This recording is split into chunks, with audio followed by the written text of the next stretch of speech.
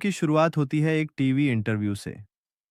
एक TV host एक महिला का इंटरव्यू ले रही होती है जो पूरी तरह जली और विकृत हो चुकी है। ये महिला बताती है कि उसके साथ कुछ ऐसा हुआ जिसे वो कभी भूल नहीं सकती।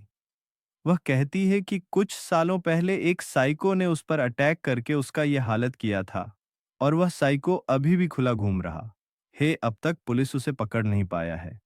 और तभी ही हमें यह देखने को मिलता है कि यह इंटरव्यू वही साइको एपीएनई टीवी में देख रहा है और उसे बहुत गुस्सा भी आता है। और थोड़ी ही देर बाद होस्ट कैमरे के पीछे जाती है और फोन पर बात करते हुए कहती है कि वो महिला बहुत डरावनी दिखती है, जैसे कोई राक्षस हो। तभी अचानक वो जली हुई महिला टीवी होस्ट पर हमला कर देती है, उसकी आंखें फोड़ देती है और उसका चेहरा चबा डालती है। और उसके बाद यह दिखाया जाता है कि वह साइको अपने आप को तैयार कर रहा है अपने एक और टारगेट ढूंढने के लिए। एक वीरान सड़क पर रात के सन्नाटे में एक अजीब सा जोकर दिखाई देता है। उसका नाम है आर्ट द क्लाउन। और एक बात आगे, हम इसे सिर्फ आर्ट ही बुलाएंगे। उसके हाथ में एक कचरे से भरा बैग है, पर वो बैग खून से सना है और उसमें से लोहे के औजार झांक रहे हैं। वो जोकर बिना कुछ बोले बस दिखता है और एक एक कदम शांति से आगे बढ़ाता है। उसका चेहरा सफेद है, आंखें काली और मुस्कान किसी राक्षस जैसी डरावनी। उधर दो लड़कियां, टारा और डॉन, एक हैलोवीन पार्टी से बाहर आती है। डॉन शराब के नशे में है और टारा जिम्मेदार दिखती है। लेकिन ठीक उसी वक्त आर्ट वहां चल के आता है और उन दोनों की तरफ अजीब से देख के हंसता है। तारा को यह बहुत अजीब लगता है तो वह डॉन को पास में एक कैफे में ले जाता है। वो दोनों वहां बैठकर बातें कर रहे होते हैं और तभी वहां आर्ट आ जाता है, वही जोकर, आर्ट द क्लाउन। वो बिना कुछ बोले दोनों लड़कियों को बस घूरता है, हंसता है और अजीब हरकतें करने लगता है। डॉन को मजाक सूझता है तो वो आर्ट के साथ सेल्फी लेती है, लेकिन टारा बहुत घबरा जाती है, उसे कुछ गड़बड़ लगती है। आर्ट धीरे धीरे टारा को घूरते हुए मुस्कुराता है।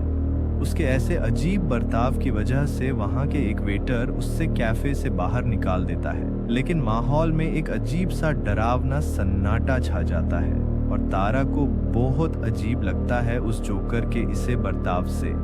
कैफे से निकलने के बाद वह दोनों अपने कार के पास बातें करते हुए जाते हैं और देखते हैं कि कार की टायर तो पंचर हो गया है। अब वह दोनों फंस गए हैं तो तारा अपनी बहन को फोन करके आने के लिए कहती है और वह दोनों गाड़ी में बैठकर इंतजार करते हैं। अब हमें दिखाया जाता है कि आर्ट उस कैफे में वापस जाता है और उस वेटर और वहां के ओनर दोनों को बहुत ही ज्यादा बेरहमी से मारता है और ये सीन बहुत खौफनाक था। अब टारा को बाथरूम लगती है। डॉन उसे पास ही एक पुरानी बिल्डिंग में जाने के लिए कहता है जहां टारा वॉशरूम का इस्तेमाल कर सके। फिर तारा वहां के गार्ड से परमिशन लेके अंदर वॉशरूम इस्तेमाल करने के लिए जाती है। इस बिल्डिंग में टारा को एक पागल औरत मिलती है जो एक गुड़िया के साथ रहती है और उसे अपनी बेटी बताती है। टारा को उस औरत से भी डर लगने लगता है। वहीं दूसरी ओर डॉन कार में अकेली बैठी होती है और आर्ट अचानक से उसके पास पहुंच जाता है और उसे डरा देता है। डॉन कुछ समझ पाती उससे पहले ही आर्ट उसके ऊपर हमला कर देता है और उसे अपने साथ उठा के ले जाता है। जब टारा वापस वहां वॉशरूम ढूंढता है तभी आर्ट अचानक उसके सामने आकर खड़ा हो जाता है और उसके हाथों में खून लगा होता है और वो तारा को पकड़ने के लिए आता है। तारा भागने लगता है और छुप जाता है। बहुत भाग दौड़ के बाद आर्ट अचानक पीछे से तारा के ऊपर चाकू से हमला करने लगता है, लेकिन फिर भी तारा कोशिश करके भागने लगता है और भाग के कार के पास आती है। उसे डॉन कहीं दिखाई नहीं देती। टारा डर के मारे चिल्लाती है पर आवाज सुनने वाला कोई नहीं। उस बिल्डिंग के गार्ड ने ईयरफोन लगाए हुए थे तो उसे तारा की आवाज सुनाई नहीं देता और आखिर आर्ट तारा को पकड़कर ले जाता है। जब उसे होश आता है तो वह देखती है कि आर्ट ने उसे कुर्सी पर बांध कर रखा है और उसे मारने की कोशिश करके डरता है पर मारता नहीं है। तभी आर्ट उसे दिखाता है कि डॉन को उल्टा लटका दिया गया है और आर्ट उसके शरीर को आरी से काट रहा है। डॉन का पूरा शरीर धीरे धीरे दो हिस्सों में कटता है और आर्ट उसे देखकर हंसता है जैसे ये उसके लिए सिर्फ एक मजेदार खेल हो। अब टारा की बारी है। तो वो वहां से कोशिश करके भागती है, दरवाजे ढूंढती है, लेकिन पूरी बिल्डिंग एक भूल भुलैया बन चुकी है। कहीं सीढ़ियां हैं, कहीं बंद दरवाजे, और हर कोने में आर्ट मौजूद है। वैसे इस सीन पर आर्ट तारा को मार सकता था, लेकिन उसने उसे जाने दिया क्योंकि वो उसे दौड़ा के मारना चाहता था। आर्ट चुपचाप उसके पीछे पीछे चलता है, कभी हथौड़ा लिए, कभी चाकू। तारा खुद को बचाने की भरपूर कोशिश करती है, कभी लोहे की छड़ से हमला करती है, कभी भागती है, लेकिन वो जोकर हमेशा उस पर भारी पड़ता है। इसी बीच वो पागल औरत फिर दिखाई देती है, जो अपनी गुड़िया को असली बच्ची मानती है। वो आर्ट से भीख मांगती है कि मेरी बेटी को मत मारो, तुम्हारे अंदर भी किसी माँ की ममता है। ये देखकर पहली बार आर्ट थोड़ा शांत हो जाता है। वो उस औरत के पास बैठ जाता है और अपना सिर उसकी गोद में रख देता है, जैसे कोई बच्चा हो। हम आगे इस सीन के बारे में बताएंगे, इससे आप लोगों को अंदाजा हो गया होगा कि आर्ट कितना बेरहम साइको है। तारा किसी तरह बचकर भागती है, लेकिन आर्ट उसे पकड़ लेता है। फिर शुरू होता है दूसरा बर्बर कत्ल, लेकिन तारा हार नहीं मान रहा था। उसने आर्ट के ऊपर अटक करके उससे बहुत ज्यादा मारता है, और अब तारा उस साइको किलर के ऊपर भारी पड़ता है। लेकिन जब आर्ट तारा को हर नहीं पाता, तो उसने अपने जेब से गन निकालकर तारा को शूट कर दिया। अब तारा कुछ नहीं कर पाता, क्योंकि अब आर्ट गन का इस्तेमाल कर रहा है। वो तारा को मारता है और उसकी लाश को बुरी तरह क्षत विक्षत कर देता है। अब तक 2 लोगों की मौत हो चुकी है और आर्ट का खून से खेल जारी है। अब तारा की बहन विक्टोरिया वहां आ जाती है, जो उसे लेने आई है। वो उस पुरानी बिल्डिंग में आती है और तारा को ढूंढने लगती है, लेकिन अब सब कुछ बदल चुका है। बिल्डिंग के हर कोने में खून है, दीवारों पर अजीब सी आवाजें हैं, और छुपा बैठा है एक पागल हत्यारा, आर्ट द क्लाउन।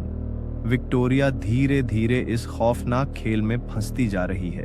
विक्टोरिया को एक कोने में तारा की लाश दिखाई देती है, और उसके पीछे खड़ा होता है वही जोकर, अब पूरी तरह खून से सना। विक्टोरिया भागती है और शुरू होता है भाग दौड़ और मौत का नया खेल। लेकिन वह लाश तारा की नहीं थी, ये शरीर उस पागल औरत की थी।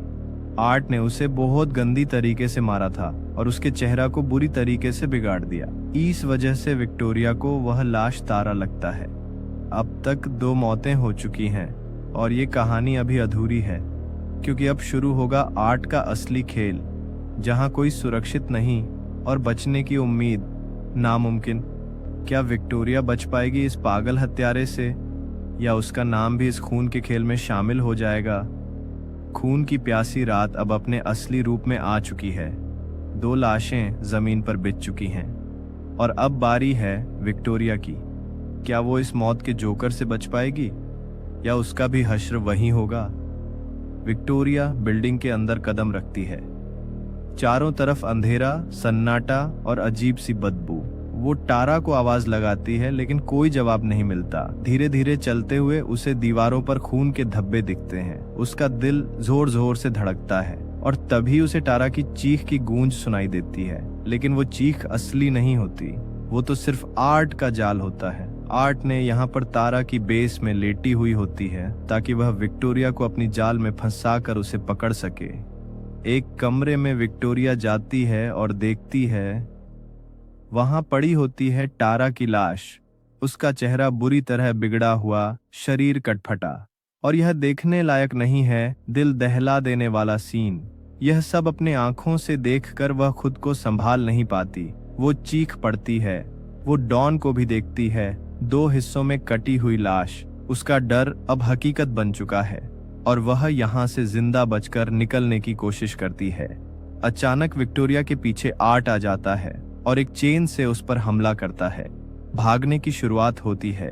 विक्टोरिया दौड़ती है, फर्श पर फिसलती है, दरवाजे तोड़ती है, और हर तरफ आर्ट का डर। वो छुपती है एक अंधेरे कमरे में, सांस रोककर खड़ी रहती है। लेकिन आर्ट तो शिकारी है। वो दरवाजे के पास आकर हथौड़ा पटकने लगता है। उधर वो पागल औरत जो अपनी गुड़िया को बेटी मानती थी, वो आर्ट को फिर से टोकती है। कहती है, मेरी बच्ची को मत मारो, हम भी इंसान हैं। पर अब आर्ट पूरी तरह वहशी बन चुका है। वो औरत की गर्दन तोड़ देता है और फिर उसका स्कैल्प उधेड़ देता है। उसके चेहरे की खाल काटकर अपने ऊपर पहन लेता है, जैसे वो अब उसकी नई पहचान बन गई हो। अब आर्ट उस औरत की खाल पहनकर विक्टोरिया के सामने आता है। विक्टोरिया डर के मारे पागल हो जाती है। उसके सामने खड़ा है वो जोकर, एक महिला की खाल में और हाथ में धारदार औजार। एक चूहे मार आदमी बिल्डिंग के अंदर आता है। उसका नाम है माइक। वो बिल्डिंग का मेंटेनेंस मैन है। और एक बात बोल दूं, ये आदमी दिखने में बहुत सख्त और ताकतवर है। विक्टोरिया उसे देखती है और मदद के लिए पुकारती है। माइक उसे बचाने की कोशिश करता है, लेकिन तभी पीछे से आर्ट आता है और माइक का सिर दीवार से पटकता है। इतना फिट और ताकतवर होने के बाद भी माइक उस साइको को हरा नहीं पाता और आर्ट उसे बहुत ही बेरहमी से मारता है। खून चारों तरफ बिखरता है। विक्टोरिया फिर से अकेली रह जाती है।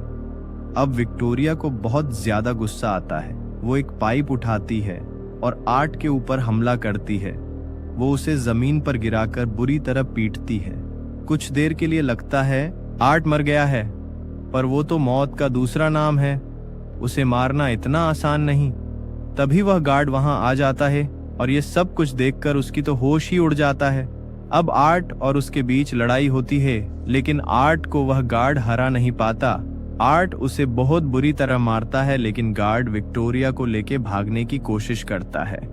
वह दोनों एक जगह पर छुप जाते हैं और गार्ड ने पुलिस को भी कॉल कर दिया है। ठीक उसी समय आर्ट पीछे से आकर गार्ड के सर पर चाकू से हमला करके उसे वहीं मार देता है। अब आर्ट विक्टोरिया के पीछे पड़ जाता है। उसे भगा भगा के उसे बहुत ज्यादा चोट कर देता है, लेकिन जैसे तैसे कोशिश करके विक्टोरिया उस बिल्डिंग से बाहर निकल जाता है और बाहर के गेट को बंद करने की कोशिश करता है ताकि आर्ट बाहर ना आ जाए।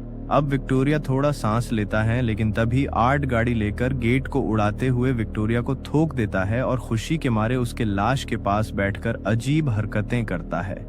विक्टोरिया जमीन पर पड़ी हुई है, बुरी तरह घायल। आर्ट उसके पास बैठा है और अपनी वही जोकर वाली घिनौनी हंसी हंस रहा है।